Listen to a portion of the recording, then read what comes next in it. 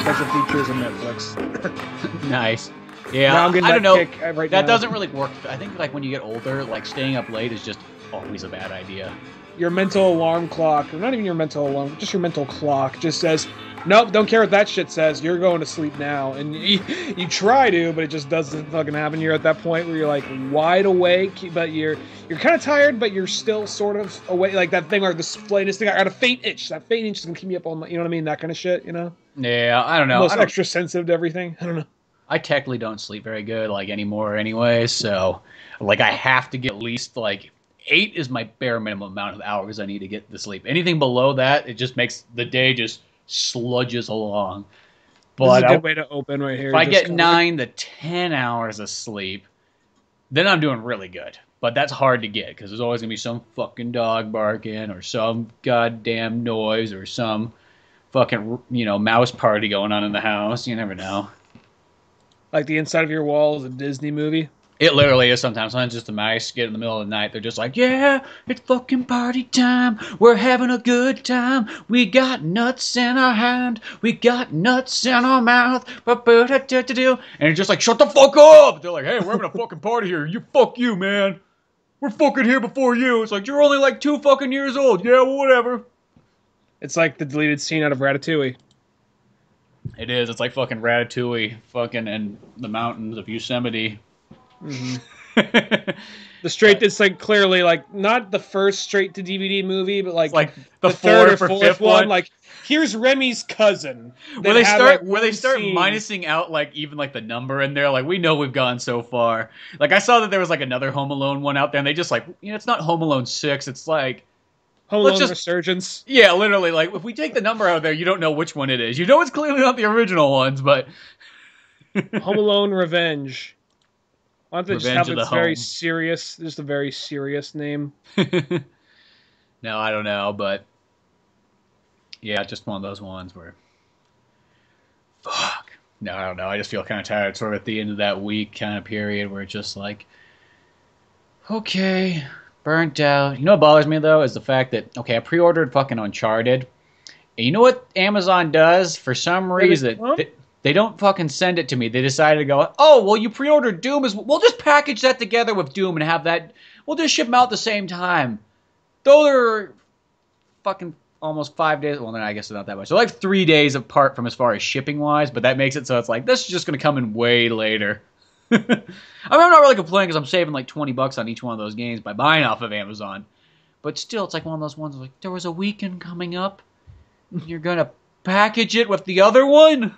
And that's, I'm guessing, because I'm not going to lie, this episode snuck up on me. I was like, oh shit, we got to record something. And we technically didn't have to. It's like, this is more like a bonus episode, really, because we already did one, like, just a couple days ago. I guess you're right. I guess it doesn't feel right unless we don't record at least once a week. I don't know. So, twice a week is what we're doing this week. Yeah. But we landed on just giving folks a heads up, we landed on what our next retrospect is going to be. And it's going to be Young Guns 1 and 2. We're probably going to mostly talk about Young Guns 2, because that's our favorite. But you don't really get the Young Guns 2 without Young Guns 1. Actually, you really don't get there. I'll say, without giving too much away, if you haven't seen either of them, because Young Guns 1 kind of creates a little bit of a sense of security once you're done with it, and then you get to Young Guns 2, you're like, oh, fuck, as it goes on. So here's the thing, because Young Guns 1's sort of like the big movie that, I mean, nowadays it's kind of a little bit more of like an 80s classic, but like, it used to be like everybody saw Young Guns 1, but Young Guns 2 is just a fucking hidden gem, and I just thought, like, we were like, well, we want to really do Young Guns 2, but like, let's just do both of them together, because no matter what, I wouldn't mind going back and watching the first one again anyways, because it's been a while. It was pretty much after I saw about Young Guns 2, I almost never really went back and watched Young Guns 1s nearly as much, because 2's so fucking good. Yeah. So, that will be our next... It was I cut you off there, go ahead. I was just going to say, that'll be our next podcast as we do fucking Young Guns 1 and 2. And and I'll say this, then we'll move on to like the next thing. But it was just one of those movies that was always on kind of like the cheap, like, $5 rack or whatever. So you'd be like, yeah, I'll get to it. And then when you finally watch, like, oh fuck, that was probably best $5 I spent in a while. So Well, because you just look at the casing, at least the ones I think that we have the same ones. it's the one Young Guns 1 has like the fancy DVD, it's got the slip over the top. I mean, I know this is kind of common now, but when that came out, there wasn't like that many movies that had the case, the cardboard over the top of it, and you open it up and it's super special edition. It's got all this stuff going on with it. It seems really fancy. And then you get the Young Guns 2, and they just got the cheapo, like, Warner Brothers, like, clip, fold-out cardboard one, like, yeah, there's a trailer on there if you want. TV trailer, not a fucking theatrical one. No, I don't know, probably has a theatrical one, but... And Young Guns 1 has, like, texture to it, to the case. Oh, yeah, that's right. You can, there's, like, fake feel it. bullet holes in it when you open it up, So you can, like, feel Charlie Sheen's face on there, like, oh, yeah. So a blind person knows what they're watching. They're like, oh, yeah, there we go. There's those Charlie Young Buns I remember. There's Kiefer Sutherland. Okay, Remember my Aunt Lorraine who used to always call that movie Young Buns. Young Buns. I mean, now it's more like Old Buns, but there was a third one, that's what it would be. And like there'd only be, a few of them alive. Well, I'm trying to think how you would do, like, I don't know, maybe you could do a thing like, that wasn't the real story. This would be the real story. They actually, and then like turns out, well, I guess it's an old ass movie, so I guess I ain't spoiling shit. But it's one of those things where I guess sort of old. I guess that's not that. I don't know. I mean, it's like I don't consider '90s being that old for the second one. Yeah. Well, I know some people do it. Like a lot of people nowadays, like that would probably be considered like really old. But for me, old like enough to have seen old movies to me, I always feel is '70s and back. Even though I always think that's kind of weird though. There's always people out there. They go, "Well, the movie's fucking 50 years old. Everybody should have seen it by now." But the more I always look at it this way. It's like no matter what. There's certain movies that you're just never going to see till a certain point, Like, yeah, I don't. It's like one of those ones like some people go like, "Oh, everybody's seen fucking Citizen Kane." Really? Ask people on the street. Has everybody seen Citizen Kane? Probably more, like very few people have seen Citizen Kane than compared to people that have seen it.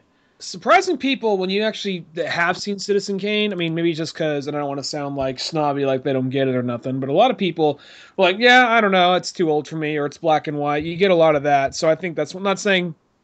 I think it's one of those movies like I think it'll always hold its place, but I don't think it'll always be on a list somewhere, but I don't think it's gonna be as well respected like as years goes on just by general film going audience, Well, I will say this: Citizen Kane. It's kind of one of those movies like this day and age. You just really got to be into film to like that one. You just can't just show anybody that movie and say, "Hey, look at this fucking classic! It's so fucking awesome, isn't it?" Because the average Joe's gonna be like. I don't know. If it had Adam Sandler in it, maybe it'd be better. No one said if it had Adam Sandler it'd be better since like '99. That doesn't mean there's people out there who don't say it still.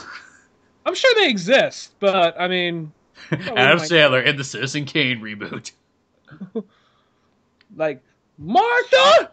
We got too many puzzles to do! Or whatever. Now, okay, would you see a Citizen Kane reboot with Adam Sandler in it, but it's fucking like Billy Madison, Adam Sandler, but he's old. Billy Madison, like just picture Billy Madison at fucking age 50, but he's in Citizen Kane.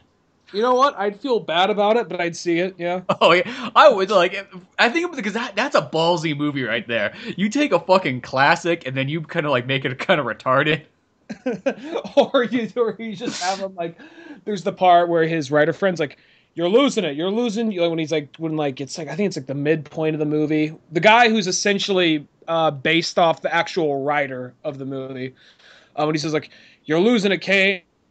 You're kicking me out of the paper. You're kicking me out. Just this very intense scene. And he's like, just have Adam Sandler just doing some kind of like, just like you're losing. You're going crazy now.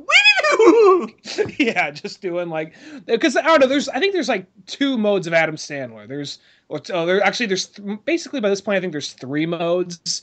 There is like Little Kinda Nicky, Billy Madison when he's drunk. Then there's Happy Angry. Gilmore, I'm gonna smash some shit. And then there's like condescending Adam Sandler who's just kind of rolling his eyes at whatever everybody else says. Yeah. Well, then there's kind of like 1970s boy Adam Sandler. I guess that's, I don't know. There's actually a lot of depth to Adam Sandler. I just think it's just he needs just one of those classic style movies again. I don't even know if it's possible, but I know he says before, like, I'm waiting for that day. I want to. I always want to give him hope. You know, I don't want to be one of those people that's going to kick him in the fucking like dirt. I'm not one of those people because a lot of people take. I notice a lot of film goers sometimes take offense that when like a particular actor starts doing something when he's like, oh, this person's so much like you hear that from like film critics or even just moviegoers sometimes like Kevin Smith is so much smart. I wish his scripts would reflect that. You hear that kind of shit every once in a while, and I feel like some people have that same thing towards certain actors. Like I heard some people like attacking like I mean, I don't really give a shit about the Wayans brothers movies that much anymore. But I heard some people complain about Marlon Wayans like he is such a good actor, yet he still makes all these stupid movies that are just parodies. Like, yeah, I'm not gonna see his movies, but he can do whatever he wants, you know. Well, because here's the thing, those parody movies, for him, that's probably the greatest time. It's like you're having a blast, you're making laughs, you know, who cares if the movies actually aren't that good? Because I think the experience of making them is probably amazing. That's probably the thing with them. It's just probably fun to make them. Now, I'm not going to see those movies. Yeah, I'm not going to see them either, but I bet you anything that those movie sets are probably more fun than probably any other movie being shot. Strangely enough. The movies don't always turn out. It's like the exact opposite there. Probably one of the best movies you see in the year is probably not nearly as fun of a movie set. I could believe that. But I will say, though, going back to Sandler for a second, I bet it's like one reason. I kind of noticed that, like, nah, he's probably happy doing what he's doing is once he turned down Inglourious Bastards for grown-ups. Yeah, well, yeah. When you turn down, maybe it's that thing. I mean, because I will say that everything he does nowadays, it's all his movie production stuff. It doesn't seem like he's doing anybody else's movies. So I guess there is something there that he's doing exactly what he feels. So you got to give him credit for that. Yeah, I mean, I'm not. Yeah, like I'm probably not going to see very many of the movies he puts out now. But I mean, that's not to be me.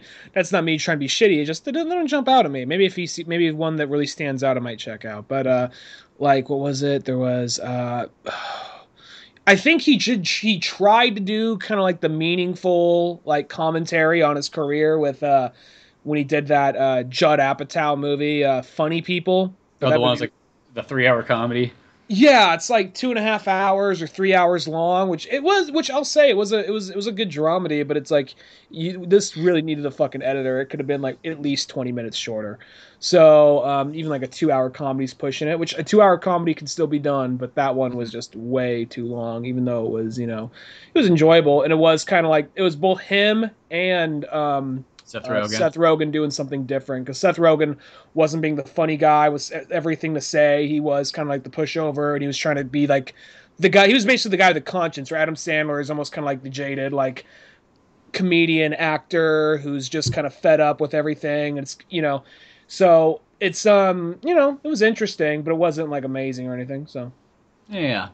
Well, just in case if you're jumping in on this podcast for the first time, this is the Old Man Orange Podcast. I'm Spencer Scott Holmes. I'm Ryan Dunigan. Yeah, we were a little late on that introduction. We were at... Yeah, I just thought just in case somebody, you know, if this was someone's first podcast, I'd be like, the fuck am I listening to?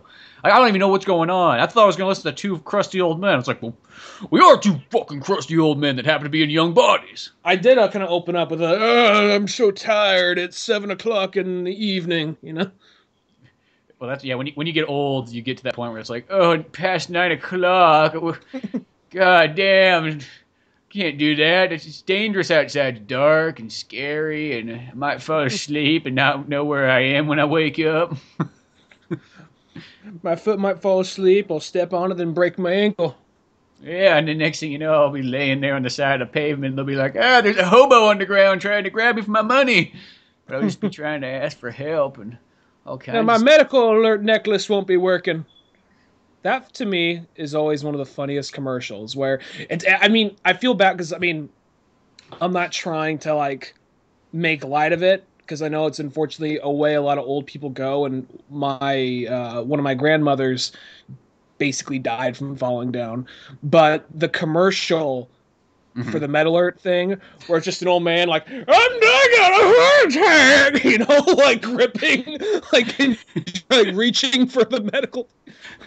He falls down, and the medical bracelet falls about 2 feet away. He's like, I can't reach it! Yeah, there's that one. Yeah, they show like just a montage of old people just kind of like reaching for like the medical bracelet or for the phone, and like they do the whole thing like they're out of focus, but the thing they're reaching for is in the forefront. Yeah. Be like, oh fuck, I'm having a heart attack. I fucking know it. And you can tell like, where's my medical bracelet? You could tell like whoever like did the editing at the time, it was like, all right, well, this is my first job, or it was like even possibly a pro bono thing. Well, you're helping out a company that's doing out a lot, son. Well, okay, you know. Oh yeah, I sure like old people. They're always good for a laugh. Yeah, you know, so... an editor's first job. I'm so glad to be an editor. Look at me. Showing some older people like falling over, just like just as like a slip sound, like whoop.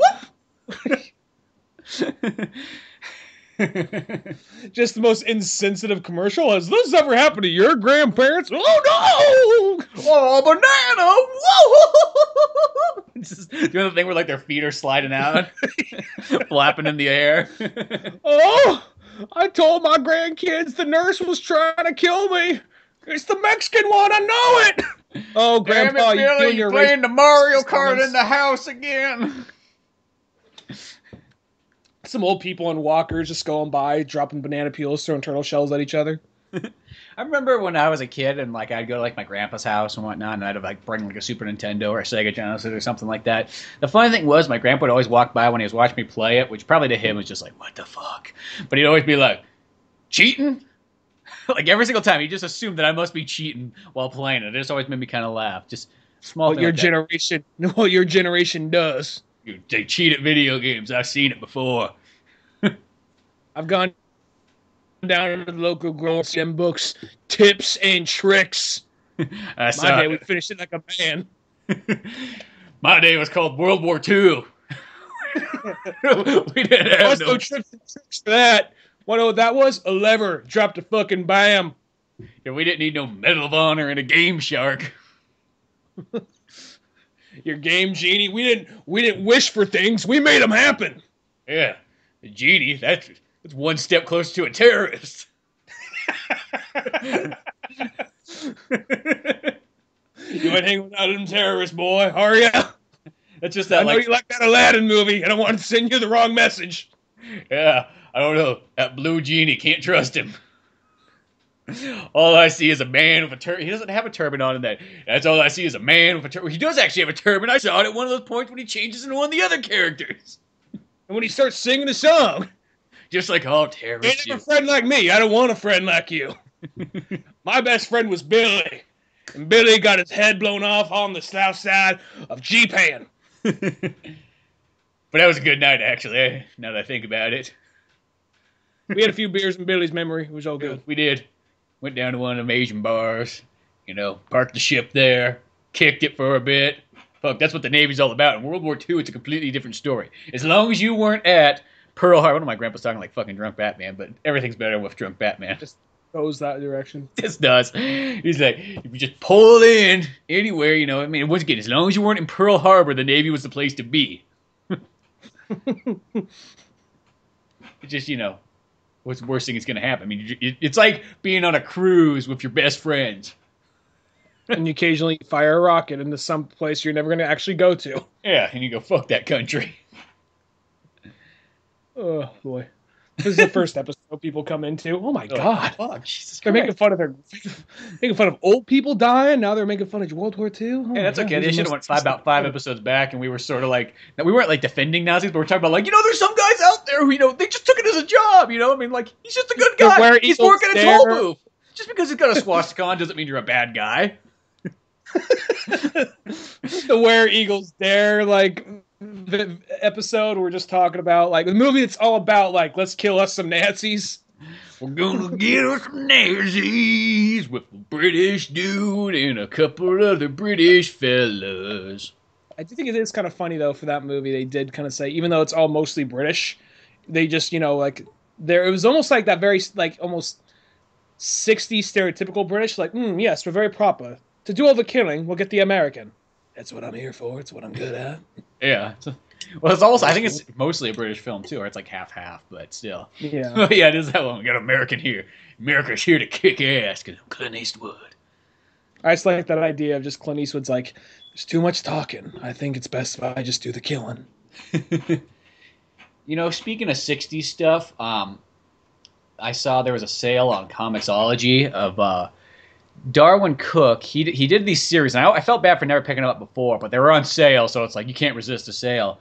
But one of my favorite characters of a book that I've never read, but I really fucking like the movies, well, most of them at least, is the Parker character, especially the Mel Gibson's Payback one, and then there's also the Lee Marvin one too. Then there's the Parker with Jason Statham that was a real big letdown, and I remember because like that was one of those moments where we had a choice of movies to watch, and there was like 3 of us. And I sold us so heavily. Like, I could have been fucking... Like, I didn't know what I was getting into, but I could have been, like, out there selling this. Like, Parker, see here? You gotta see him. He's got action in him. He's killing people. He's not really a good guy, but that's why you like the guy. And then we get in there. You're standing on a soapbox with, yeah, like, literally. I could have been out there, like... I could have sold that whole ticket out because of how much I fucking love Payback with Mel Gibson. To find out that Parker movie, though it has Jason Statham in it, though it's based on Richard Stark's really sweet stories of characters that, once again, I never read, but I really like them. And then you get that movie, and it's like, oh, well, all the cool action scenes were kind of in the trailer, and other than that, though, that was kind of a lackluster movie. Boy, that wasn't up to par with Point Break, or not Point Break, but Point Blank and Payback, but, man.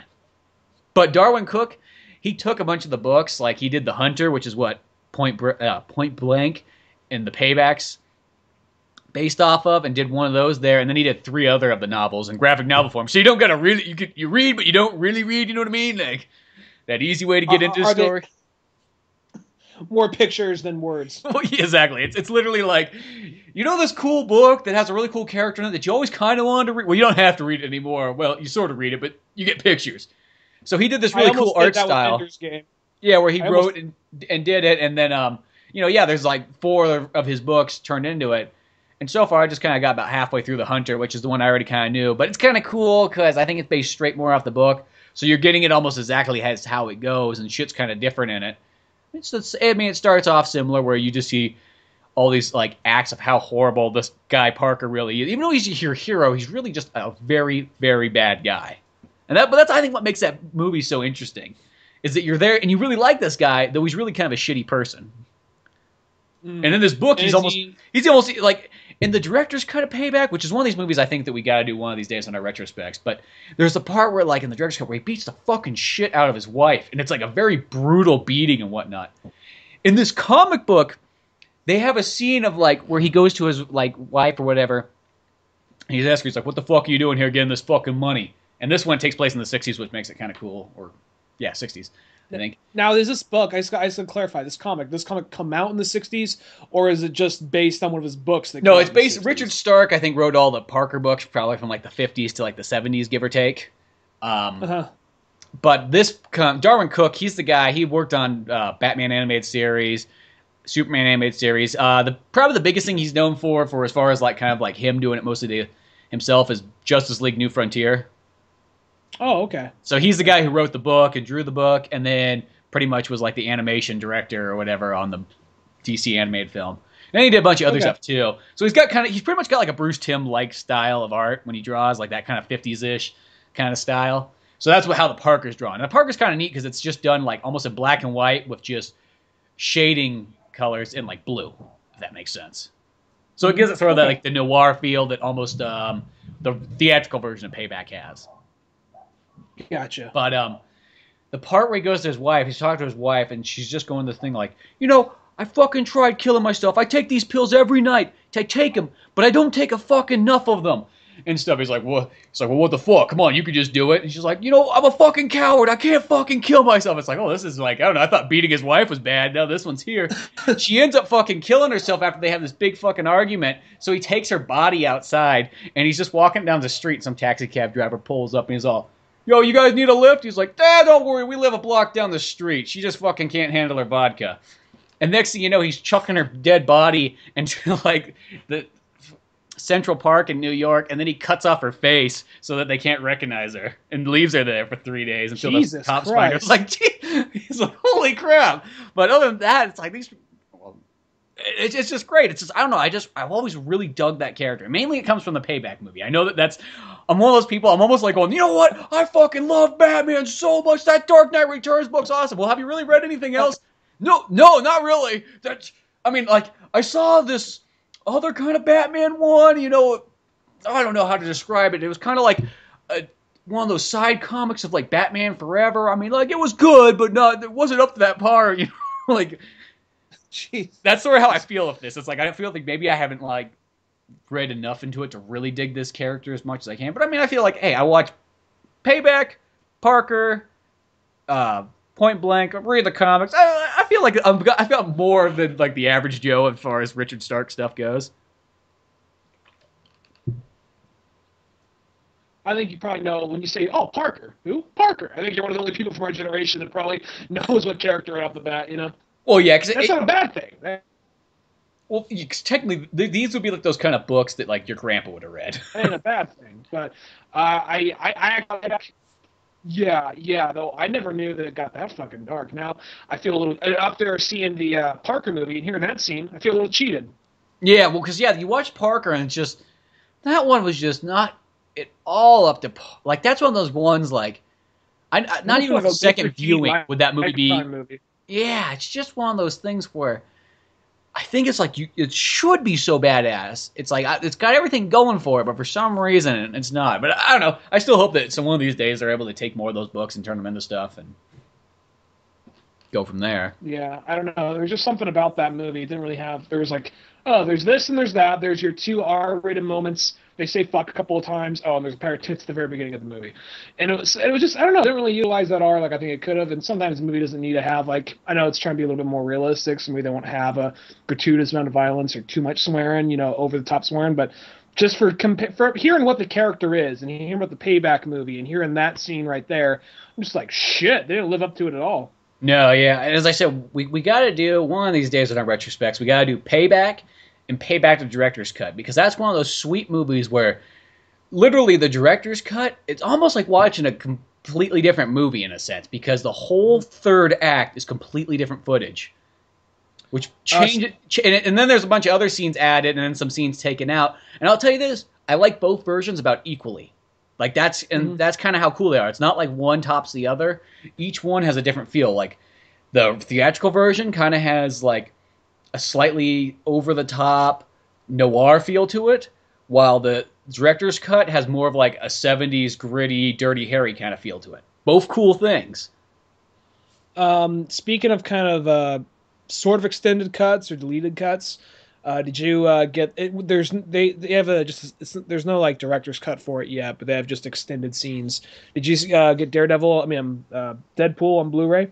I did, but I haven't had time to watch the special features yet. I haven't finished the movie actually. Technically, I got like 15 minutes left in it. I wouldn't say it's bare bones, but it's kind of standard special feature stuff, you know. Well, nowadays I noticed that like it's kind of rare to get that movie that has a copious amount of special features. There used to be a time period where everything you got was good, and Marvel was like some of the best stuff. I mean, you look at the Spider-Man, or you look at Daredevil, or fuck, even that Elektra one blew me away. It's like you can get movies like that. Or the Fantastic Four ones, like movies like, and even the Hulk one, I remember I think had a bunch of special features on it. Like, it didn't matter what movie it was. It's like you just got a copious amount of special features, guaranteed. This one, it's more than the trailer and a 15 behind the scenes of, but there's they got enough to check out, and I was actually checking out the some deleted scenes, and there's actually a scene in there that. I wish they had it in there. I guess maybe they thought it was too, because there was no real played for laughs scene, or no played for laughs in this moment. Not so much, at least. There was basically the part when he's going around. Spoilers if you haven't seen Deadpool, he gets cancer. But no, if there's a part where when I guess they go to Mexico to treat his cancer, and he's sitting across from this old couple. He and his girlfriend Vanessa. And they're just talking to this old couple. They seem nice. They go in, and you see it's this really shady-ass place. you see this lady kind of like snapping at this kid, like, no, that's not enough, that's not enough. Then Deadpool goes up, throws a few more bucks down. Oh, there you go, And then he kind of goes into the doctor's room, and the guy is operating on him. He says, "Okay, senor, I got out your tumor." You see, he actually just kind of reached into like a bucket of like dead chicken or something like that. It made it look like he was pulling out like a tumor from his stomach or something, and he drops it to the side. Oh wow, huh? Then Deadpool kind of walks out and just like he's like, "Okay, you're all cleaned up, man. Go." And like Deadpool's standing there like, "Hey, man, what's up?" It's like, "What'd you see?" Like, "Oh, I saw enough." And the guy tries to get by. Then he basically gets into a struggle with the guy. The fucking knocks the bucket over. He gets all bloody, and it's not even played for laughs. It's like a very serious scene. He chases him down the hallway. He's covered in blood. He's wrestling with the guy. He's just so mad because he talked to this old guy a minute ago, and then he just like gets him in the neck with a scalpel. And then like that's where everybody in the office or in the waiting room sees him. Then he just kind of runs off into like the streets of Mexico, and that's where he disappears and leaves Vanessa. Huh. Boy, yeah. Because I will say the one thing kind of bothered me when that Blu-ray came out is because they sort of teased. I don't know if maybe it was just some random ass person, but I saw it enough that I thought that it was supposed to have like a slightly extended cut of it. So hopefully they don't do the thing where they kind of did, because in a sense they did with the last X-Men movie with Watchmen. Huh? I was going to say Watchmen, but the Rogue Cut also. Yeah, but the Watchmen one I think all kind of came out at the same time. But yeah, the Rogue Cut, they released that like 6 months later, so which kind of worked in my favor because I didn't buy it when it first came out. So I was like, oh, the Rogue Cut, well, I'll buy that there. Perfect. And to me, it's like one of those ones like they kind of have like they cut some stuff out. I can't remember they cut some scenes out of the theatrical version to add Rogue in. Which is always kind of like, that's always kind of the downfall. It's like, it's cool to have like the extended cut, but it kind of sucks when you cut some things out too, because then it feels like, well, I mean, you can watch both of them, but it doesn't make a superior version. Does it still have both of them, or is it separate? I think it does have both of them on there. I only watched the Rogue Cut. I didn't see the other one since the theater, but it's still kind of cool, though. I mean, like, I'd probably say the Rogue Cut one's probably slightly better, but I want to say they cut some characters' parts down a bit to have Rogue in there. I'll be honest with you. I mean, I still want to see Apocalypse, but I'm not really dying to see it. I don't know what it is about the X-Men movies now. It's kind of weird because I talk to a lot of people and they keep telling me that. They're like, I don't know, that Apocalypse one just looks kind of like okay. And to me, I'm really excited about it, but X-Men's my favorite Marvel thing, so no matter what, I'm like, fuck, I'm there. Maybe not nearly as excited as maybe like Batman v Superman sort of was, but I will say this, though. The X-Men has better trailers than Batman vs. Superman. I know Apocalypse is in it, and some things, but I don't know a lot in it, like what's going on. I don't feel like it's totally like spoiled, like sort of like some of the other ones, or even Deadpool. Deadpool had it's that second trailer that kind of fucked over Deadpool, I think. Even though it's still a really good movie, the downfall is they gave away everything in that second trailer, like as far as story. Like you saw the whole movie in there, and then you just get the extended cut. Now it's a comedy and it's got action in it, so that kind of makes up for it. And the second viewing of that movie, I like it even more. But still, I almost feel like if you don't see that second trailer of Deadpool, I bet you it's a 10 times better experience. I don't know what it is. I mean, I will say though, I don't think it is me being going, I don't care about the X-Men. I mean, I want to see it. I'm just not dying to see it. I remember there's a time where I was really excited to see whatever new X-Men movie comes out. Now X-Men, it's like, oh, I like them, but I'm not dying to see them like I used to be. Maybe it's because we got so much superhero shit now, and I don't know X-Men as well as I know, like, say, Batman or Superman or something like that, but, And maybe it's just the thing, because as far as live action movies go, there's more X-Men movies than anything else. I think this is like number 9 or 10.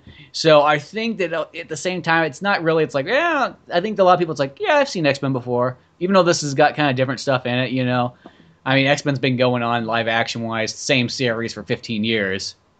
Or 16 years now, so I think that kind of burns people out. Where everything, you could say the Avengers series, since it's only been going on since about like 2007 or 8, it's still, somewhat fresh in a sense. It's not nearly as old as the X-Men. Well, I feel like that there's still so many major Marvel characters from the overall universe we have not seen yet, and I feel like X-Men. I mean, this comes from someone who doesn't read X-Men. But I feel like we've seen every major X-Men character, whether they're portrayed the way you want them to or not. But I feel like we at least seen a little bit of everybody, Really? A little bit of all the that's the thing, though, is like the thing makes X-Men thousands of them. Yeah, there's so many of them, and I mean, like, there's still a ton of them that we haven't really actually got to see. I mean, I think of things like Cable and Domino And then some That's other true. characters Cable too that you Domino. want to see more of, like Gambit, who's really only had his little cameo. And hopefully, that Gambit movie actually comes out because it kind of keeps getting delayed and put back, and that always is never a good sign sometimes. Yeah, well, I mean, I know that I know there's characters that have been there just for a minute, like up until Deadpool. Colossus was there. There he is. He's a silver guy for a second. I mean, Mr. Colossus Memorable probably had K-Man. more scenes than a lot of other characters, though. I mean, he's in like half the movies almost. Yeah, but he would always just be walking by. It wasn't really until I think Deadpool till he really had a moment to shine and actually be a character. Because even the other ones, he hardly ever talked. He might have one line, and then he'd just be standing there, turn all silver, and then throw a few punches, cut to somebody else. Where I understand you got to move 10 or 15 characters, so you got to spread Yeah. it. I get that, but I will say they went to the guy to play. I think the guy who played Colossus originally Mm-hmm. totally fucked himself because they went to him at first, now I want to go to you, but we want you to be CG the whole time. You cool with that? He says, no, man, I don't want to do that. I want to be CG the whole time. Okay, we'll just get a CG version of you. That CG version of it is so much better than the guy that I've seen in those movies. Yeah, I mean, I don't like to put that guy down because, I mean, that guy the guy that does play Colossus is good, but the downfall is what they're missing, and just like other X-Men characters, was the accent. And I think that's what makes Colossus and Deadpool so cool. I mean, once again, I mean, Colossus actually has probably just as much scenes in those other X-Men movies as he does in Deadpool. He actually does. I think he does a lot more. Because if you think about, X-Men 2, he's got quite a bit. He's only in X-Men 2. He walks out, turns silver, takes a few bullets, looks around, knocks some guys back, and then has some kid over his shoulder as he runs out the door. Yeah, he's got a couple other scenes in that movie, though, too. And then he's got a few scenes also in the last one that was out there. I mean, I guess not nearly as much as... I don't know, it's just as much scene time as, Storm and some of those other characters. I think Storm... all right. I think that people want to see more with Cyclops at this point. I think Storm got a lot, and Beast got a lot. Wolverine definitely got a lot. I think Cyclops still, even though he was the leader of the X-Men, he kind of got kicked to the back burner pretty quickly because he was kind of a bitch in number 1. He got smacked around and then hypnotized in number 2, and didn't really snap out of it till the very end. Then number 3, I'm like, okay, we're gonna see Cyclops kick some ass in this one. He says, oh, he just got zapped. He'll be back. He'll be back. When's he? Oh fuck, he actually is dead. Wow, Even though that movie kind of ends with the fact that he could come back, because if Professor Xavier comes back, that just assumes that Cyclops could come back. But then they just dropped it, just being like, oh, they did a time travel, so it kind of of time travel thing, yeah. In the fourth, I guess it's officially the 4th X-Men movie or whatever. Yeah, when you think of it like that, but yeah, I that's. don't know. Go ahead. As long as they just throw more accents in there, that's the main thing that X-Men has always been missing. Yeah, it needs more of that diversity. Plus, I mean, one more thing. I noticed this one, Wolverine is going to be in this one. I just wish they kind of kept that as a surprise, because the newest trailer, it's we had some help. You just see a fist coming to the screen, just claws coming out. Oh, that's cool, but you could have saved that. Yeah, I mean, it's he's been all of them, but it's one of those things that still would have been kind of a cool surprise. Yeah. I mean, yeah, that's one of those ones, it doesn't... I mean, yeah, it's weird how trailers are nowadays. It's they throw that out there because it does make that little sparkle. Everybody's like, oh, fuck, Wolverine's going to be in there. So I know they do... I know why they do it, but I just think it kind of takes away from the integrity of the movie experience. But... once again, the whole thing with Batman versus Superman, I mean... I understand there's some things okay, we got to sell the toys, we got to introduce people to this, but I still think that, you could have probably maybe even sold, a toy of Wonder Woman or Doomsday on the because not show them in the trailer. I think you still could have done that. People would have speculated, but I still think it would have had the oomph once you actually saw the movie. Because I remember before Dark Knight even came out, there's speculation if Deathstroke was going to be in the movie because it had a Deathstroke toy. Yeah. Dark Knight label. So, but which I don't know. People, it's you don't even really got to look too deep into it. It's not always even the trailers that spoil it. It's just you can just be clicking on Facebook or whatever, or BuzzFeed or something. I think after analyzing this 2-minute trailer for 8 hours, I think I finally figured out the whole movie. Yeah. Well, that's why I generally when I know I'm gonna. It goes the same with both video games and movies. If I know I'm just gonna get it or see it or whatnot, I actually don't even read anything on it. I just kind of stop at that point. It's you get a gaming magazine, if it's got a preview on a game that you're already gonna get, it's I don't even read it. I don't want to read the fucking 15-page preview on it. I'm gonna get the game anyways. Generally, I like to read that kind of stuff on a game that maybe I don't know about or a movie I don't know about, and then go, oh well, that actually does sound kind of interesting. But it's like, you know, when a Batman movie comes out, technically all I need to know is there's a Batman movie coming out. I don't need to know anything else more than that. I'll be there. Or if it's like, especially if it's a video game review, and they're saying, I briskly ran down the hallway where I came across an ammo container, like that type of shit. I don't know what it is. That's like the most annoying thing in video game reviews. Pretentious as fuck. Well, like when people like they tell their like fucking 10-minute like experience, it's like that's fucking retarded. Just tell me like how good the game is. You don't need to tell me like a fucking step-by-step walkthrough. Game Informer's always been bad about that, but other magazines, I could say, have that problem too. But that's always so annoying. It's just like, no, who cares? Just get to the fucking like, what's cool, what's maybe not, and so on. Just sell me on it. Just sell me on it. Don't tell me about your experience. Mm-hmm. Yeah. But speaking of a game, though, I actually kind of meant to talk about this before, but there was this game that came on PSN, and it just sounded so intriguing that I just had to get it. It was called like Party Hard, and in the description it was all like, it's 3 o'clock in the morning and you're trying to get some sleep. This kind of ties in the beginning of our podcast, sort of. How about that? He's like, and the party next door is just going on loud and crazy and everything like that, and you can't get sleep. So you decide to go over there and just murder everybody. I'm like, oh, fuck. right. I was like, when I saw it, I'm like, that concept alone is so ballsy, I will pay the $13 for this game. Because even if the game's not that good, I will give somebody credit to make a game where you're a serial killer going on murdering sprees just because you can't get sleep. Like that. I imagine it playing kind of like Hotline Miami. It literally looked like Hotline Miami. So much of the fact that I almost thought, I was like, I wonder if it's the same guys, but it wasn't. But it's a pretty darn cool game. So what it is, it's like a top-down view one like Hotline Miami. And you have there's 50 people in the room or something like that, give or take. And you got to pretty much kill them all. That's kind of how it is. And you got to be kind of stealthy about it. So you can you got like a knife. You got a mask on, almost like a Jason mask sort of, but it's a little bit different.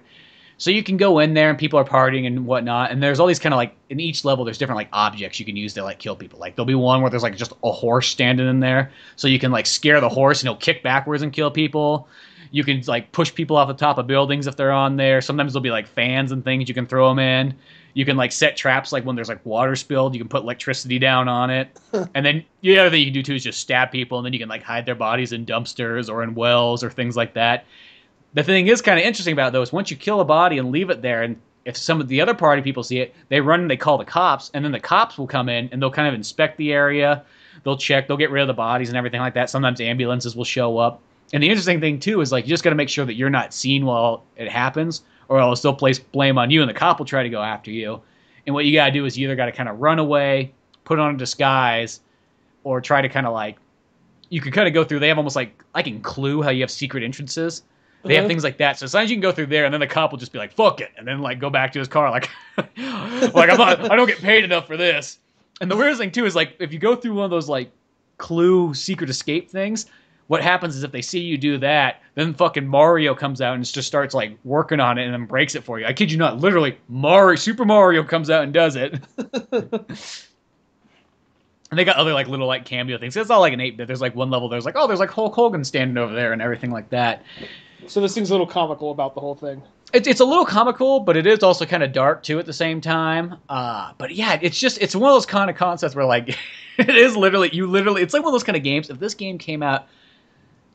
I even 5 years ago, I feel like this game might have had a hard time, but 10 years ago, if not more, oh my god, would this game get so much flack? If this game came out in '95, and it looks like a game that could have came out in on Super Nintendo, it would have just been the most controversial game possible. But nowadays, it's just kind of it's a whatever, nobody cares. Yeah, I think every once in a while they come back around to video games, but for the most part, they're kind of done blaming video games because they realize they realize they're never gonna win that argument, even though if they do genuinely believe that, Yeah, because this game too, it's you can do things you can poison the food, you can take people that are passed out and chuck them into a pool and they'll drown. It's kind of just one of those ones it's fill your serial killer needs. It's called Party Hard. Yeah, it's called Party Hard. I kid you not. I'm probably gonna download that. It's $13. It is so fucking worth it. And it's one of those kind of games where it's almost kind of I'm not going to really say stealth, but it's kind of partially stealth, which I'm always kind of iffy about, but this one works totally fine. I mean, the thing kind of sucks is I have gotten to the point where there's literally one guy left, and you accidentally fucking get killed or like arrested right the last second. You're like, motherfucker, god shit, fucking cocksucking faggot, and you just get so fucking pissy. But I will say I've had a great time with it. Just like, and it's just one of these neat ones. Like, I've been trying to talk to other people about it too, and I think it just kind of came up on there, and then nobody really saw it, and it kind of just faded away. Like a lot of PSN games, I think. This thing has co-op play? No, it doesn't. It's just a single player game. They have a couple other moments too where you get some other characters. Like there's a guy who's pretty much got like a chainsaw, and the first time I saw him, I was like, oh fuck, there's another serial killer here at this party too, and it was like you got to kind of like watch out for that. And I ended up killing him because I like threw down like an electrical socket or whatever, and he walked into it. I was like, oh god, because he was just walking around like killing people. But it's kind of interesting because other people can get arrested too. Sometimes people will get drunk in fights and they'll get arrested. So there's all these other things that throw you off. You're like, what the fuck? I didn't kill anybody. Why are the cops here? It's like, oh, something else is going on here at this party. Oh, and it's different kind of each time too, which is kind of neat. Now, if the cops are there and they're investigating, is it one of those things that automatically attack you, or only if someone saw you do it? Only if somebody saw you murder somebody, then they place blame on you, and you get this little icon above your head. Oh, okay. And you can, like, on some levels, you get the thing where you can change your clothes and they don't know, but if you kind of are, like, far enough away from them, the cop will just say, fuck it, and then leave. Somebody did, I'm sure there's multiple ones of these, but someone did, like, if life was actually like a video game, and you see like the people almost kind of walking almost robotically. This one guy goes and grabs something off a guy's porch and runs and says, "Hey, you can't do that!" He runs, and after he gets far enough away, he just stops and walks the other way casually. It's like several things like that. Like a guy walks up, points a gun at the cop, like, "Hey!" He just runs, and he shoots the gun. The guy just then turns around, walks into the bushes, just away. Yeah, he just keeps going. Well, that's sometimes how it's kind of funny in this one. There's just like funny things like that, like. You like one time like there's a bunch of people standing in the street because it's like they just kind of randomly move different places, and the fucking cop came and just ran over everybody there, so like killed like 10 people.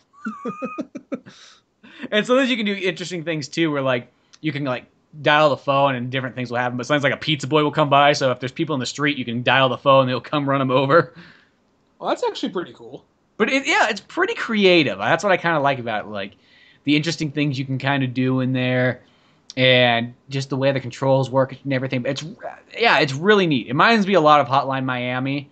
The story is kind of like one of those ones. It feels almost like they got the sort of narration in there. It's kind of like that one where it's like, this must have been the two guys that made the game, because it's just kind of like they probably never acted before. But, you know, it works enough for it. It's got kind of corny theater style acting, but I'm not complaining about that. There actually is voice acting. I was kind of hoping for something like this. I kind of like it when it's almost just like text, you know, just like a little like almost like old Star Fox, like bit, you know, just like the dialogue going down below. Well, what this one or Banjo-Kazooie. Here's the thing: is like when you're playing the game, like it almost has like Sims-like sounds, like that's how the people sound, and then it has a little text that pops up. It'll just say like "fuck you" or "get out of here" or "let's dance" or whatnot. Mm-hmm. And then like in between each level, they have this thing like it's almost like Interview with a Vampire, where there's some newspaper guy, and he's interviewing this cop, and the cop's telling him about the story of following this serial killer that's going on these party killing sprees across the U.S. So that's sort of what it is. It doesn't really detract from like this, like the game. So it's not you're trying to go to so it's not like you're just trying to go to sleep. You're trying to go to sleep one night, and that just sets you off. And then that sets you off into like a killing spree. And then there's like a point where like a girl starts copycatting you because she thinks it's cool. And it kind of goes into like these other little stories and stuff. So it's a neat little story. I'm not saying anything against it. You know, the voice acting's a little bit kind of like the, you know, once again, I'm not complaining. It's probably I'd rather see the creators do it than hire somebody else out. Why not? Get a bigger paycheck. Fuck it. This almost sounds like something that like George Bush or Barbara Bush would come out at the beginning. Now, kids, we made this to show you how partying with illegal substances can have its drawbacks, such as a serial killer coming and killing everybody in the house. Okay, kids, just be prepared for that, you know? That, like, scared straight type shit they'd always try to do. Did you ever see... actually, we'll talk about that in a minute, but you know how, like, every once in a while they almost try to turn it around on you, like some kind of Reefer Madness shit? Oh, yeah, this one almost could look like one of those ones, because in a sense it is that sort of thing, like, you're killing just people that are, like, partying. Like, it's like you go to, like, a college party, you go to, like, a fancy rooftop party, you go to like some barbecue steak party, which none of these kind of cool is like when there's like a barbecue or a bonfire, you can like push people into it and they fucking light up on fire. So it's not just like, oh, this has 2 or 3 floors. There actually is different environments for it. Well, yeah, there's like different levels, pretty much what it is. It's like each level's a different type of party. So this is a pool party. This is okay. So each one's like a different type of party or so. And there's like 20 levels or something like that, I think. And do you have to kill everybody, or you just have to kill enough people? No, you have to kill everybody. It's like, if there's 50 people, you got to kill 50 people. Every once in a while, there'll be like weird things where like, like a car will pull up and then more people come out of it or something like that. Or in some levels, they have like random things where like all of a sudden there's like a zombie that walks in from like the outside. And it's kind of neat because you just don't really notice. Other horror elements. Yeah, and then all of a sudden, like, it will start infecting like the people at the party. So if you want, what you can do is you can kind of stand back and let everybody sort of get infected, and then just go up there and stab all the fucking zombies. You gotta watch out the zombies don't kill you, but it makes it easier because then nobody's fucking calling the cops. Sort of. It's not. Does it have some one-hit kill shit in it? Yeah, that's the only downfall though. Is like, it isn't like it's one of those ones like when you get busted, you just get busted. You can't fight the cops. Now, what you can do is you can still kill the cops. Like, you can have, like, say, like, the cop was walking up to you. You could, like, say if there's the horse there, you could spook the horse and you'd kick the cop and it would kill him. If you kill the cops, like, twice, then FBI agents come in there and they start, like, they hang out in there and they just kind of keep looking around, investigating. Or you kill a cop and they're like, no, never mind, he killed my partner. Just time to go back to the car. Yeah. So, like, you could do things like that. But yeah, the thing is, it's like sometimes there'll be like bouncers at parties and they'll fucking like beat you up and like bust you really quickly, which is always kind of annoying. And then also when people get kind of scared, they can either kind of be frightened and run away, but sometimes people that are scared will fucking come up and try to fight you and kill you. So it's got all these elements going on, but yeah, every once in a while you get kind of fucked like that. You're like, God fucking damn it, because you only have literally one, in a sense, life. I'm pretty curious on this. I'm going to look up some footage of it, and then I might just go play it tonight and try. I would just say it is so worth like $13, which is pretty much this day and age is practically like pocket money. You could just throw it out in the street and it won't even make a difference. This game is totally worth it. Because as I said, like when I read the paragraph on it, when I saw it come up on there, I was like, I'm fucking sold. Even if the game sucks, I will give somebody $13 just for the idea of making like a title like this. Hopefully, I just make sure it's not another Kung Fury game. Yeah, exactly. That's perfect. I only paid $2 for that game, but that game was fucking retarded. Yeah, which sucks because the movie was so good. Yeah, exactly. Well, I just thought because I looked at the video or I looked at the screenshots. I'm like, oh, it looks like Streets of Rage was on. This will be badass. And then you play the game, and all it is literally like you press either the joystick left or right, and he just punches and fights in that direction. I was like, that is fucking retarded. Yeah. That should not even be $2. That was literally like $2 is nothing, but I felt like I want my $2 back. Like that's how bad of the experience. I never even said that out loud before. Give me my $2 back. Give me my fucking $2. $2. $2. I don't even. Oh shit, we gotta do a Better Off Dead like retrospect at some point. Boy, that's a game or that's a movie I haven't seen in a while, but that's such a good movie. Speaking of video games, not exactly video game related shit. Have you seen the Assassin's Creed trailer? No, I saw that they had screenshots out for it. I didn't know that the official trailer came out yet. There's an official trailer for it. It's I mean, I see a lot of people are pretty heated about it, and I see a lot of other people are just kind of like, let's give it a chance. I was never really that big of an Assassin's Creed fan, so, and not that I disliked it, I just never really got into it. It looks kind of like Prince of Persia-ish in the aspect. I was just about to ask that, because like that's kind of the closest, because pretty much Assassin's Creed is really just kind of Prince of Persia mixed with Grand Theft Auto when you break it down. Well, this one is taking place during the Inquisition. So it's based off the first one. Or no, wait, the Inquisition. The second one isn't with Ezio, I believe, or something. Or? No, that one's in Italy. The Spanish Inquisition? There's none of them based on the Spanish Inquisition that I know. There might be actually. Well, there's 20 of them, so there could be one. But I didn't think there was one based on Spanish Inquisition. Oh, I thought the second one was No, that's in Italy. Oh, that's in Italy. Okay. The 60. That one's the Renaissance. This one, maybe what it's doing. If they're doing this, that's kind of interesting. But if they're like doing like, okay, this is just another guy in the same universe, that would be cool.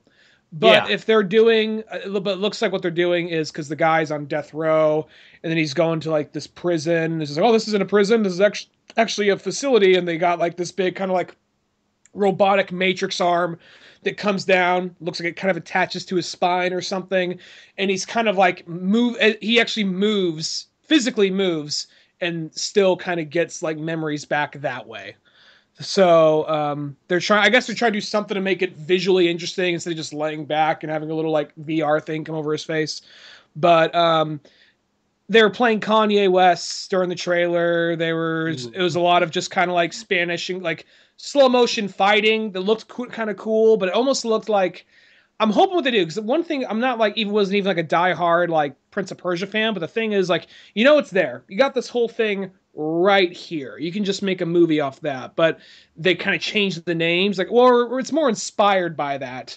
Where I heard what they're doing with this is they're making it more inspired by than actually the story.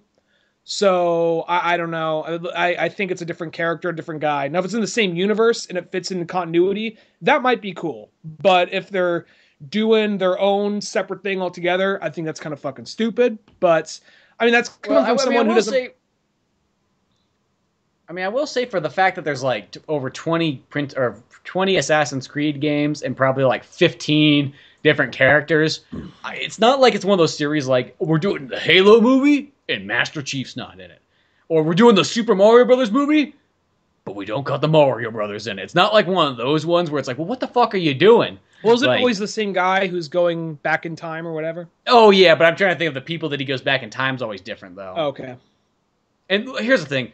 In Assassin's Creed, the only stuff that I always thought was fucking retarded was the future shit. I thought that... I know why they put it in there. They did like one of those dumb things like, well, how are we supposed to explain GPS in the 1600s? That's fucking... You just go, you don't. It's a fucking video game. In Red Dead Redemption, do they have to explain why you have GPS? No. You know what I mean? It's not like, I gotta go back in time and see what my father was like in the 1800s or in the early 1900s. And he gets to like a VR chair or his grandfather and whatnot. To me, that I always thought that was the only thing in Assassin's Creed I thought that was fucking retarded was the future story. And I liked how, like, because I really kind of stopped by the third one. It just, like, it became too hectic by that. I'm not saying anything against the games. I've always kind of wanted to jump back into them, but now you just look at it, it just seems such, like, an overwhelming series. And I know that you don't really need to, like, you can pick up, like, Assassin's Creed, whatever the latest one is right now on PS4, and not even have a problem. Like, it's not like you're going to be confused. It's not like, you'll be like, am I supposed to be all caught up on this story? Am I missing something? It's like, no, you'll be totally fine. But it is still one of those ones, like, I got kind of overblown. Because I really loved 2. I loved the sequels to 2.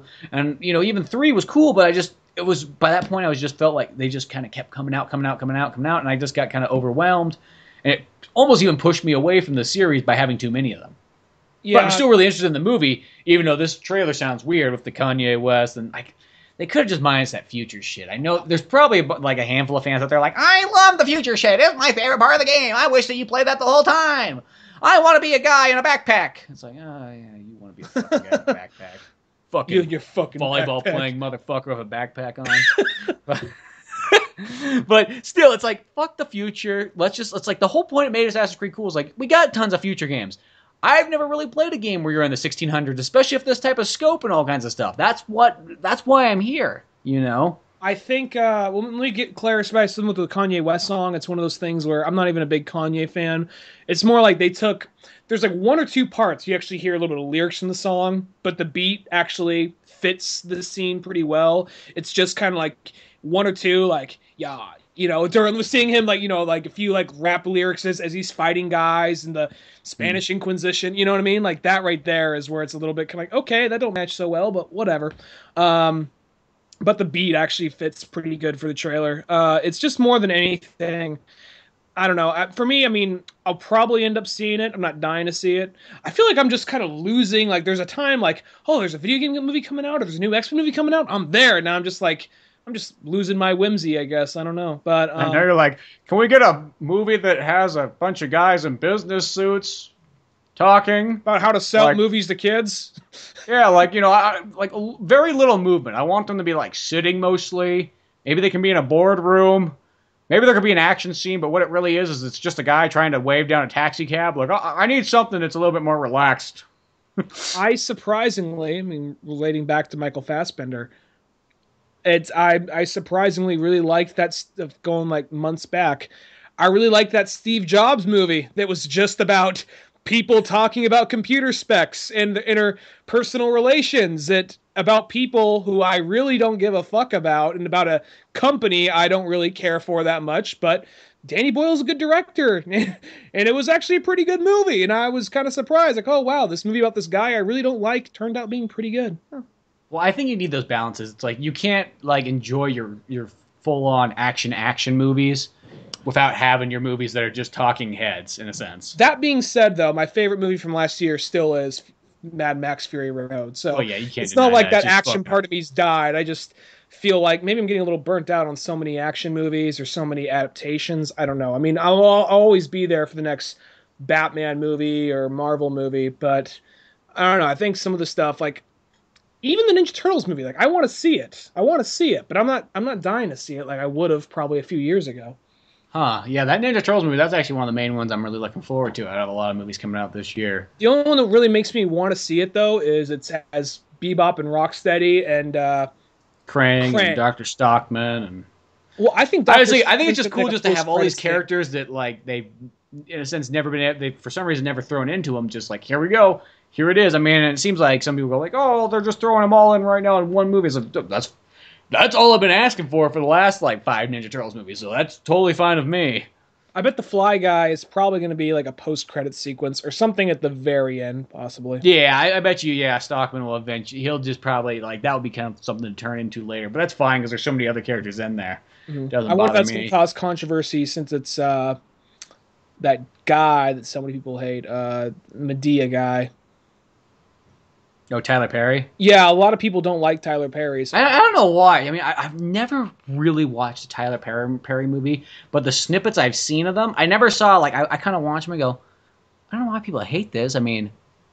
It's not for me, but I don't really... Yeah, as I say, it's not really, like, my favorite thing, but I don't see it as it's, like, it's not funny, or it's stupid, or it's, like, why is this even on screen? I just look and go, that's just somebody else's work. I mean, I could see totally how somebody could really like it.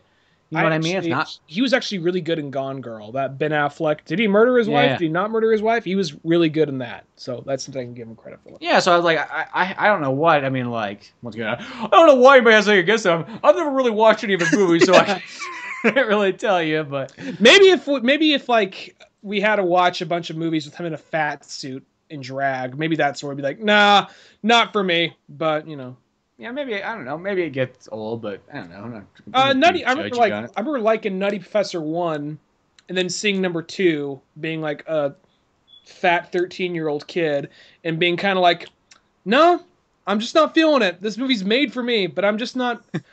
I'm not feeling it. I remember liking the first one, but this new one is just like, no, The Clumps wasn't such a good movie. I think the downfall of that second one. Now I haven't seen it since it probably came out, but. The first one was totally made for our generation, you know what I mean? I'm a pony! But that second one was kind of like, I think it was just a little too over the top, like, to the point where it's just like, oh, okay, like, we've taken the jokes that were funny in the first one and then, like, cranked them up to 11, and sometimes there's a point where it's like, I don't know. Maybe I gotta watch it again. I haven't seen it in fucking 15 years. Who knows? I just remember, like, it was one of those moments where, because once in a while, we wouldn't get movies on... we wouldn't really rent movies on pay-per-view a whole lot, but I really liked the first one. So I remember asking my dad, and I hardly remember the first one by this point, but I remember really asking my dad, can we get Nutty Professor 2? Can we get Nutty Professor 2?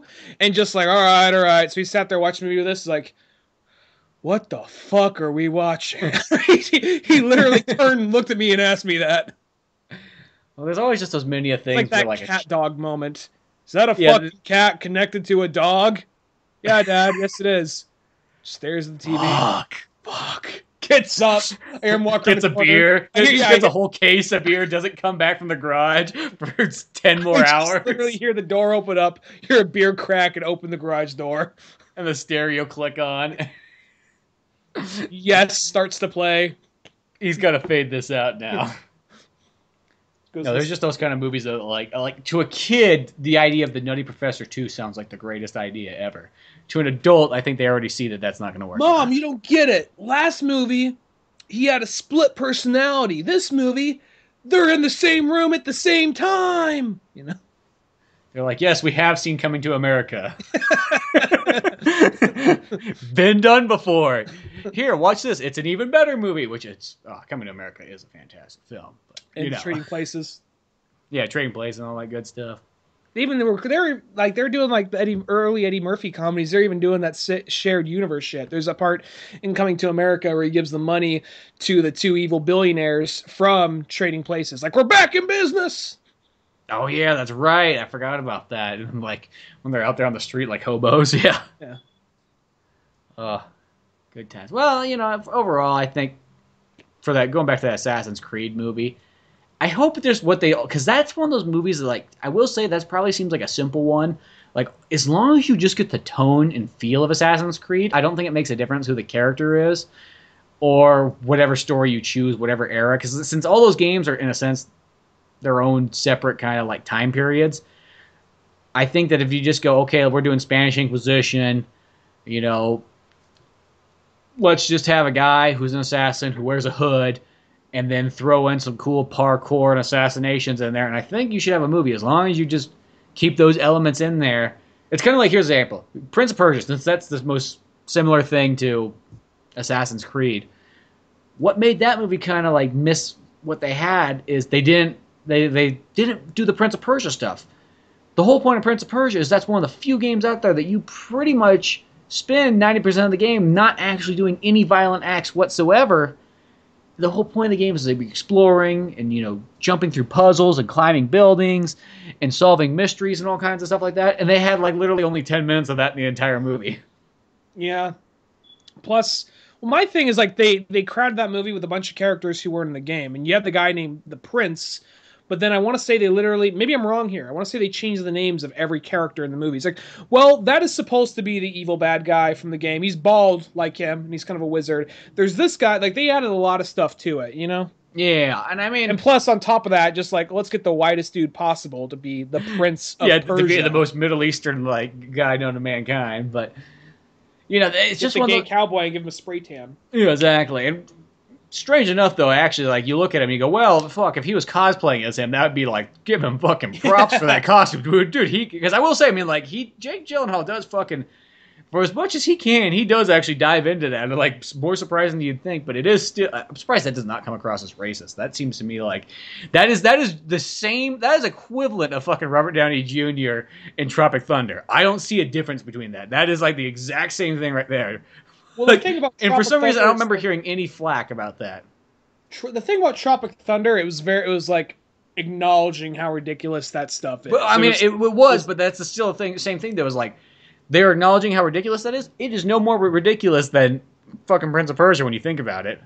Yeah. Well, the whole thing is because it was a white guy playing a black guy in like a movie, so it was doing the whole meta, thing. But this one is totally. It's almost like when they do this kind of thing, and they're like, we didn't even notice, and all the actual Persian people are just the people in the background getting shot in the ass with bows and arrows. But it is just one of those ones that to me is just like, I mean, he's a good actor, but at no point did I really think he was Persian. Yes, that's what I mean, though. It's just to me, it's like, and I don't remember hearing any. Maybe there was some kind of flack somewhere about it, but in Persia, somebody was like, "Hey, that's fucking racist," or that, or they didn't care, obviously enough. But like, I just think of it like, okay, if you made a Grand Theft Auto San Andreas game, is that my only? God, fuck, I feel bad. Like, I feels like, what's my reference to a game that stars a black guy? San Andreas. Multiplayer on Gears of War if you play as... Well, there's a lot of games where the second player is black, but I'm trying to think of one where the star is black. All right, San Andreas. There is... So let's just say San Andreas. That's like taking literally San Andreas, and you're like, well, who are we going to get to play Carl? We're getting Jake Gyllenhaal with a spray-on tan, and that would not fly. I know for a fact that would not fly. It's like, wait, Jake Gyllenhaal? It's like, yeah, he's a gangster down in, fucking, South Central L.A., Jake Gyllenhaal. Well, I guess they got to find some way to make it as controversial as the game. So Grove Street living. I mean, at this point, I'm like, what's the point of every once in a while you hear somebody say they want to do a Grand Theft Auto movie. It's like, what would be the fucking point? It's like, don't you know that the whole thing of Grand Theft Auto is they just took from Goodfellas and Godfather and Scarface and every other fucking mafia movie known to mankind to make their story? Like, that's the only thing is I think sometimes people, like, when they're making the video game movies, they just see it as like, well, this game sold a bunch. It's like, yeah, but a lot of video games, they're more like adaptations of sort of movies without using the movie's like likeness in a sense. You know, they change enough about them. It's kind of like, you know, you take something like Golden Axe on Sega Genesis. That's pretty much the Conan game. That is the closest thing we have to the Conan game. I mean, it's literally got all the characters from Conan. The scenery looks about the same. I mean, it's not that far off. Yeah, they add their own elements to it to make it unique, but that's pretty much what it is. You know, when you're playing Grand Theft Auto 3, like, as a kid playing that game, it's like, dude, this is the closest thing we got to having a Godfather game, a Scarface game. Now, lo and behold, those came later on in life. But at the time, you know, that was using all kinds of elements. We'd be like, oh, fuck, that scene's from Goodfellas. Or, oh, dude, that's from Taxi Driver. Or this is from that. You know, it all kind of came together like that. So the idea to take that is like, well, you're going to make a movie out of something that was based off a bunch of movies in a sense. I mean, For like, go ahead. Oh, you can continue on from there. For like a minute, they were talking about doing a Red Dead Redemption movie, and I got very split. I had very mixed feelings about that because I was like, well, it already is a perfect enough game, and it's very self-contained, so I don't really know what you can do different because it's already very theatrical. At the same time, though, I was like, they were talking about it starring Brad Pitt, and it's another Western movie.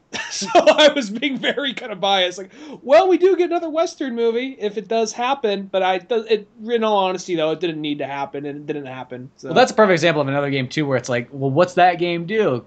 It just borrows from a ton of different Western movies and combines them all together. Now, I would say that, like, that story's unique enough. And I'll say the Grand Theft Auto games that have come out by this point are much more unique in their own way that, you know, you could kind of make a movie off of it, and it's not like you feel like you're just watching like a combo of all your favorite movies. But it still is kind of weird. It's like you almost want to pick like a video game that has like a very original story, you know. Grand Theft Auto 5 definitely stood out among other ones, I think. Have you played that one yet? No, I haven't yet. I think it's I look at those kind of games just like Assassin's Creed nowadays. Like, I have like practically no time. Like, Party Hard is the perfect example of a game I can play because it's like one of those ones that's like that old-fashioned Super Nintendo style of gameplay works for me because that's like I have enough time maybe for something like that. But when it gets to like those games that are like epic story kind of games, like it's sort of like that's why I don't think I played Assassin's Creed in a long time. It's just if a game breaches over maybe like 10 plus hours, it's like that's asking a lot of my time. And I don't mean to be like that, but that's sort of how I feel. Like something like Uncharted, like that's perfect because that game will probably be 8 hours long. The perfect amount of time that you can kind of do by playing about 1 or 2 hours a night and finish it in less than a week. That's perfect. But when I look at games like Grand Theft Auto, I think that's the main reason I have not played it. It's like I know I'll have a good time with it, but I can see myself just getting just too overwhelmed with it and just not having that 50 hours I need to put into it. That's the reason I haven't rebought it yet. My Xbox died. So, well, that gives me reason to get the up-res version for PlayStation 4. And I'm like, I got some shit I gotta get done. I don't mean it should be kind of the same way. It's just like, I don't have as much like you. I don't have time as I used to. Yeah, it just was once, like, I think when you just work, like, when you're pretty much working about 14 hours every single day, it's like trying to find that extra hour or so is like, yeah, it's like, just not enough time. That's why something like Star Fox Zero, I think, worked out well, too, because it was like, fuck, it's like, you can beat it in a couple hours, and then you can play it over again. It makes it easy. Well, I think we should probably just wrap it up here, because it's still kind of getting staticky and whatnot, and who knows how much of that we even got, but go check out oldmanorange.com for more podcasts, cartoons, music, and more. You can support the podcast on Patreon. You can support us with Amazon. I'll put some links in there for something like Young Guns 1 and 2. If you want to buy those movies, you can help support the podcast. Doesn't cost you any extra. And then join in on the fun next week. But if you don't want to spend any money but support the podcast, we'll go to iTunes and leave us a review on there. Rate us, all that good fun stuff. Till then, I'm Spencer Scott Holmes. I'm Ryan Dunigan. We will see you some other time. Later, folks.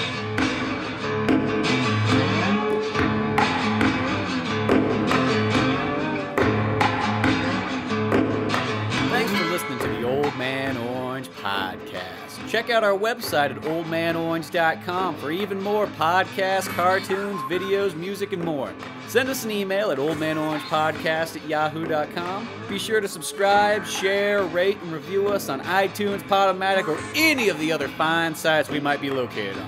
And if you want to help out even more, click on the Amazon or GameStop links on our webpage before you make any purchases there. It won't cost you a penny, but it sends us a little something our way.